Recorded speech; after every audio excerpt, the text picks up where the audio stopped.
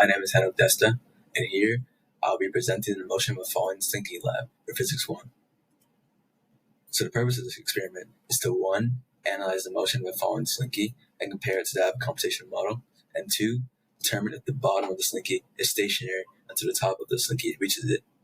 The brief preview of results shows that the experiment and computational model have similar but not identical data. The bottom of the Slinky does in fact stay in the same position until the top of the Slinky reaches it, and we will see that soon. The first fundamental principle that is vital for this experiment is Newton's second law, which states that net force is equal to the derivative of momentum over time, which is another way of saying is equal to mass times acceleration. The net force is also equal to the overall sum of all forces acting on the system, which in this experiment is gravity and tension, and later gravity and drag. The force of gravity is equal to the negative of mass times gravity. Tension is opposite of that, and drag is calculated by multiplying the negative of the drag coefficient times velocity squared. Knowing all of these will be a big help when creating the computational model. Other relevant formulas include the velocity update formula and the position update formula. In this experiment, my system was the Slinky and Earth, and there are no surroundings considered.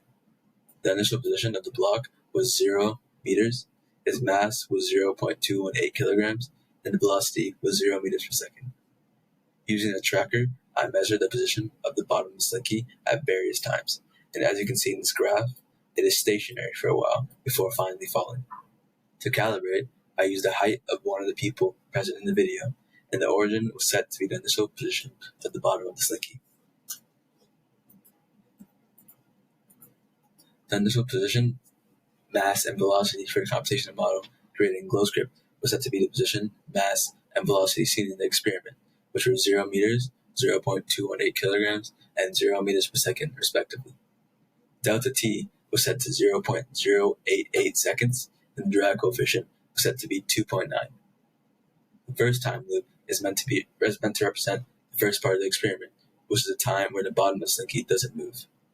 The force of gravity was set to negative mg and tension to mg, meaning they cancel out when calculating the net force, making it 0. The second time loop represents a time where the bottom of the Slinky is falling.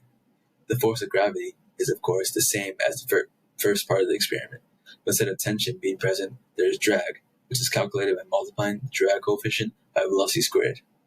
Lastly, F net is found by adding the two forces together, and the position and velocity of the Slinky are adjusted accordingly. The graph shows how the position of the bottom of the Slinky has changed over time. So as you can see in the position graphs for both parts of the lab, the experiment one looks similar to that of the computational model, although there are notable differences. The computational model reaches a much larger distance compared to the experiment, which is most likely because of human error of having a wrong calibration for the tracker. Other potential areas include incorrectly placing tracker points and not accounting for forces other than drag and gravity that could be present. The main thing that can be observed in both graphs, however, is that the bottom of the Slinky does stay stationary to a certain point, with that point being when the top of the Slinky reaches it. So, in this lab, I analyzed the motion of a falling Slinky and compared experimental data to a computational model. The experiment and computational model had similar but not identical data, which was most likely due to human error. The main thing that was determined in this lab was that the bottom of the Slinky does stay in the same position until the top of the Slinky reaches it. This is because the tension force is balancing the force of gravity, causing the bottom to stay in place until it realizes the tension has disappeared and falls. And that's it for this lab. Thank you.